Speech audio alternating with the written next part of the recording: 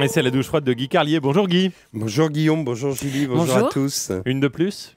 Et ça continue. On dirait que les responsables de la majorité se sont donné le mot pour nous faire rire en accumulant les bourdes et surtout les lapsus au point que l'UMP ressemble à la salle d'attente d'un psychanalyste lacanien. Après Frédéric Lefebvre, Rachida Dati vient de nous gratifier d'un nouveau lapsus libidineux. Oui, vous savez qu'elle s'est spécialisée dans le lapsus graveleux et après la fellation. Voici donc maintenant le code de la nationalité. Donc pourquoi pas, c'est un code qui finalement sera... C'est incroyable. Le cerveau de Madame Dati semble envahi de pensées dissolues au point que, comme dirait Coluche, j'aimerais pas y habiter, on s'attend d'un jour à l'autre à ce qu'elle nous parle du pouvoir de chatte ou bien qu'elle nous annonce de grosses chaleurs cet été avec un risque de testicules. Mais la plus belle bourde de ces derniers jours, c'est Nadine Morano qui nous l'a offerte. Chère Nadine Morano, oui, je dis chère Nadine Morano car nous nous connaissons, nous nous tutoyons, nous nous embrassons même pour nous dire bonjour depuis que j'ai écrit un bouquin sur elle, que l'auditeur ne s'offusque pas. Cette chronique n'a rien de promotionnel, le livre fit un bide et a été pilonné depuis longtemps.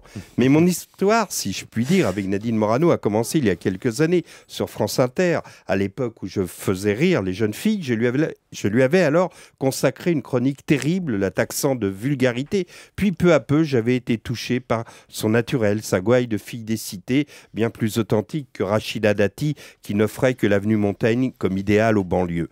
J'étais frappé également par sa fidélité à Sarkozy au moment où les rats quittaient le navire. Et pour tout dire, je pensais qu'au milieu des tartuffes politiques, de ceux qui sont prêts à mourir pour les banlieues mais ne sont pas prêts à y vivre, elle semblait être entrée en politique un peu plus pour les autres que pour elle. Mon livre l'a déçue, elle n'a pas osé me le dire franchement, mais un peu comme Anémone, vous savez, découvrant le tableau de Thierry Lhermitte dans Le Père Noël est une ordure, elle s'est exclamée « Non, je ne peux pas dire que je n'aime pas ».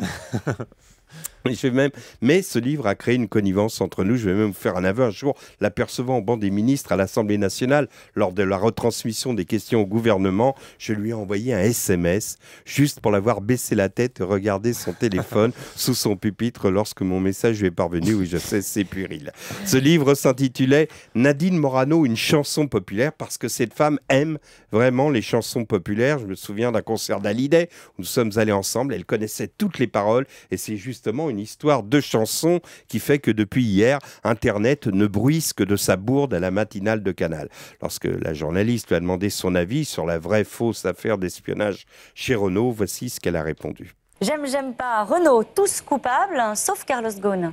J'aime Renault sur certaines chansons, mais pas tous. Celle-là, je ne l'ai pas entendue, donc je ne peux pas vous dire si je l'aime ou pas.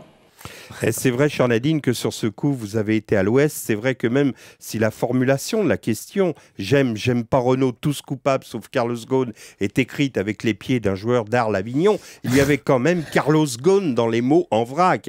Il faut reconnaître qu'on atteint là le degré zéro de la politique, mais il faut reconnaître également que la question posée par la journaliste de Canal est le degré zéro de sa profession. J'aime pas, c'est une facilité de journaliste feignasse, c'est de l'écume du niveau journal intime de collégienne de classe de 5e, du genre « Mon cher journal, j'aime mon poney, j'aime le vent, j'aime le Nutella sur des toasts le matin, je n'aime pas la guerre et les interros surprises de Monsieur Bertin en SVT ». Alors, chère Nadine Morano, méfiez-vous, vous devenez ce que les télés appellent une bonne cliente. Ils vous invitent pour vous faire dire des conneries, ils savent que vous payez cash, mais chaque fois, vous le paierez cash. Vous ne serez jamais Eva Perron, mais ils sont en train de faire de vous un Francis Lalanne. Tiens, tout à coup, je me demande qui était sous la douche froide, si c'était Nadine Morano ou la journaliste de Canal+. Les deux. Les deux, mon colonel. Merci beaucoup, Guy Carlier, pour la douche froide.